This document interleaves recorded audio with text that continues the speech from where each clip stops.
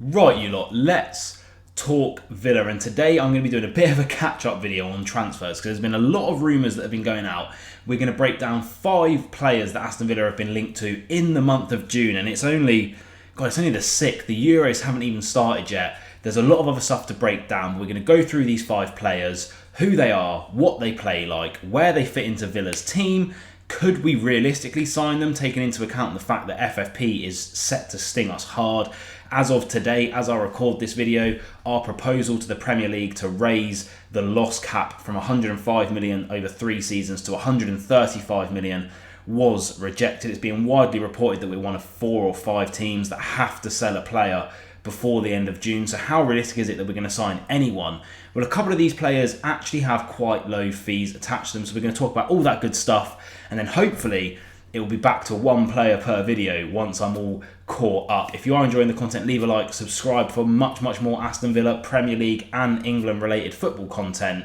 Let's get into the video with the first player. And the first player that you can see on the screen is one that, oh my God, how many times have we spoken about this guy over the past couple of weeks? It is Conor Gallagher, having absolutely amazing season last year for Chelsea, mainly in an attacking midfield role. Only 24 years of age, with a current market value of around 50 million, and it's alleged that Chelsea will hold out until they get that 50 million, even though there is only a year left of his contract. Last season he got 5 goals and 7 assists, an average rating of 7.5 in the Premier League. In total, his attacking output, mainly the good numbers, come from his passing. Nearly 1,800 successful passes on a 91% success ratio, 54 accurate long balls off of a 66% percentage in terms of completion, that is. And then dribbles as well, 38 successful dribbles. His dribble success rate nearly 70%. He glides past people in that attacking midfield / centre midfield role. Nearly 3,000 touches and 164 fouls. And then defensively, his output is also very good. More than likely going to be going to the Euros of England this summer, where he will probably be asked to play a bit more of a deeper role. And I could see him playing that 8 role for Villa as well. Defensively, very strong, very solid. But that £50 million price tag, we go back up to it, that market value, what Chelsea are holding out for, £50 million. In terms of FFP, it's clearly not viable. There is the talk of the John Duran swap deal, but he only has a year left on his contract. I understand that Spurs are going in for him. I understand Chelsea want to hold out. But for me, 50 million in the FFP situation that we find ourselves in, whether it's fair or not, we want to be ambitious.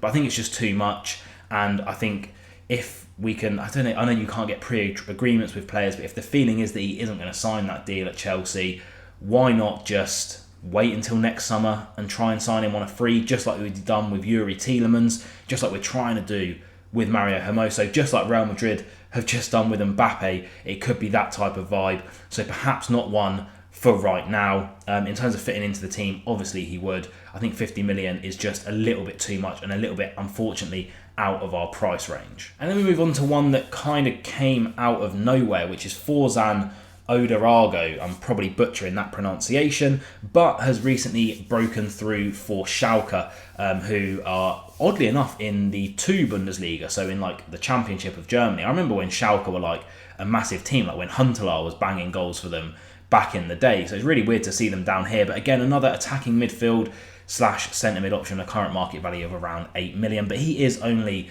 18 years of age, and as you can see, he has only just turned 18 years of age. It's definitely one for the future. This very much screams of like a Costa Nedeljkovic kind of signing, a Lino Sousa, those types of deals. He wouldn't be coming straight in to the first team setup for Villa, or at least I very much doubt it. To me, it reeks of sign him, send him out on loan, get some more experience in men's football, and then perhaps he's one for next season. Oh, sorry, not next season, next season, or the season after when he's 19, 20 years of age. Did manage 17 games for Schalke, getting 3 goals and an assist, an average match rating of nearly 7.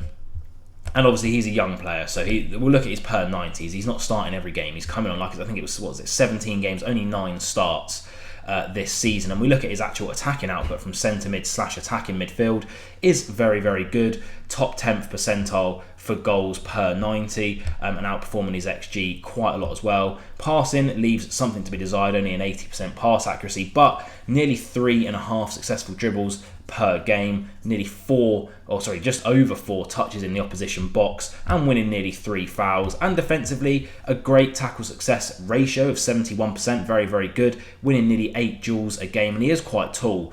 So aerial duels, I'm surprised that's quite low, but he is winning, over an aerial duel a game. I think, 192 centimetres? That's pretty tall. And again, for 8 million, I think if there's a deal to be hashed out here, I don't know if under 21 players affect FFP differently, but, he's highly rated.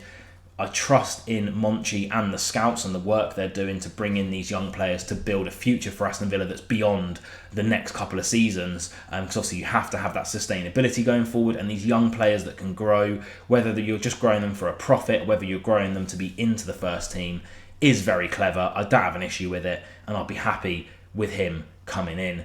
One for the future, though, I think he'd probably be loaned out. I don't know if Schalke got promoted from the Bundesliga too. Someone in the comments let me know. If they did, maybe purchase him, send him back on loan to Schalke, and see how he does in the Bundesliga next season. And next up is Archie Brown. Aston Villa allegedly in the market for multiple fullbacks this season, including a left back as well as a right back. And this is a chap that can also play centre mid as well. He is English and came through, I don't remember what academy he came through, Derby County, that was it. Those stats are a little bit skew-iffy. That's his Super League stats because he actually transferred this season from another club. He played 31 games for Ghent this season over in Belgium. He is 22 years of age and has a current market value of 5.3 million. I have changed it over to the Belgian First Division A for Ghent, which is where again he did play this season, where he did manage 4 assists, and his passing output actually for a fullback who can fill in at left back is very, very good. His XG is actually alright as well, but he didn't actually manage to get a goal this season. But like I say, the 4 assists, 75% pass accuracy, 40 accurate long balls, 25 successful crosses, only a 21% success ratio on that though. But then you look at his dribbles, 63 successful this season, nearly 2,000 touches and a 50% dribble success ratio. And then defending wise, winning a fair amount of his tackles, 65%, 184 duels won, a great amount of aerial duels. And I feel like in the Premier League last season, we were getting really, really hurt by crosses to the back post that Matty Cash and Alex Moreno / Luca Digne couldn't deal with. So a player of his height, 190 centimetres, he won 50 aerial duels, but did commit quite a fair amount of fouls. And the issue I have with this, Archie Brown, yes, if they think he's a left back that can come in and be a backup left back next season, if we're getting rid of a Digne or a Moreno, so this is the backup to that, fine. The deal would probably be 7, 8, 10 million pounds, but Mario Hermoso's available on a free, and I think I'll just much rather him. So for me, Archie Brown, not one that I would be too excited about. And then next up, the one that just will not go away. I've done a video on this guy way back in January. Turns out his release clause is still active for any club, and that is Paulo Dybala, like you can see on the screen, currently playing for Roma and has a 12 million euro, which is 10.8 million pound release clause that can be activated this summer. Aston Villa, according to Fabrizio Morano, one of the clubs that are interested in exploring the option of Dybala. Now, it will obviously come down to wages. He is 30 years of age, soon to be 31, so hopefully that will impact maybe negotiating a bit of a lower wage for him. But as you can see, mainly this season played on the right, but we know he's a striker / attacking midfielder as well, and he wouldn't be brought in on the right-hand side for us. 28 matches in Serie A this season, 25 of those being starts, and managing to get 22 goal involvements from those 25 starts with an average rating of 7.51, 13 goals and 9 assists. It's incredibly, incredibly impressive. You can see there his output, and he is a penalty taker, and with the rumoured loss of Douglas Luiz going on in the background, penalty takers, they could actually be something that we're looking for this summer. And to say 13 goals is right up there from 54 shots and 23 on target. 9 assists puts him right towards the top end of Serie A, and that's off of 4.05 expected assists, so really outperforming there. A pass completion of 85% on around 800 passes, a massive amount of accurate long balls, great long ball accuracy as well, nearly 75% on long balls is incredible. 50 chances created and 25 successful crosses on about a 30% completion rate. Very, very good. Again, I think he'd probably be used more as a central second striker for Ollie Watkins, but you never know. 28 successful dribbles. His dribble success ratio does leave something to be desired, but touches in the opposition box and fouls won right up in the upper echelons. Defensive stats, I'm not too worried about. But look, this is a guy, I mean, you look at his career, the amount of games he played for Juventus, he's a Serie A legend, he's an Argentinian legend. He is in the twilight of his career now, 30, 31, 32, 33. You'd imagine he might start falling off there. But maybe on a 2-year deal, he's still going to have plenty left in the tank, as his Serie A stats this season show. To get a player of the quality of Dybala, again, Champions League experience, and a proven penalty taker this season in Serie A, for 10 million, financially, seems good to me. But apparently there is a backup option if Dybala wants too high of a wage. And we're going to go straight into that now. It is Idah from Celtic, but I think he's on loan from Norwich, who obviously failed to get promoted, so he's probably going to be looking to be shipped off. I'm assuming he's on high wages. And they can probably get a pretty penny for him. 190 centimetres tall, an absolute unit, 23 years of age, with a current market value of 3 million. However, his stats for Celtic, where he got, I can't even remember what he got in the league. We'll have a look at that, but his good scoring stats in the league for Celtic is going to boost that value up. In the Championship this season, 6 goals from 12 starts and an average match rating of 6.47. And again, this will be his Championship stats there, which don't really show out for him that much. But if we switch that over, we should be able to... Is that going to be the Scottish Premiership? There we are. The Scottish Premiership, 8 goals this season in I think it was in like 16 games for Celtic in the league. Puts him right up there. 2 penalty goals as well. We need penalty takers. I've already gone through that. 2 assists as well, on a pass accuracy of 73%, effectively long ball accuracy right up there as well. And then possession wise, again, 50% dribble success ratio. He's a bit more of a target man, and that is kind of shown there as well. Aerial duels, he's won 14 of them on a 63% success rate on those as well. Good tackle percent ratios on all of them, to be honest. And look, again, is he going to be the finished article? 23 years of age, having his first breakthrough season.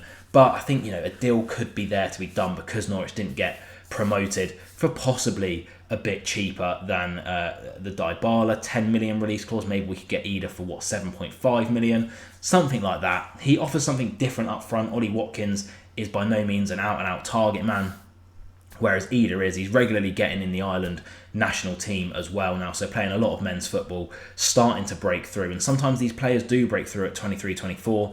Obviously, if we were going to sign Dybala, you can't go and sign Idah as well. That's ridiculous. But, one that's interesting to think about at the very least.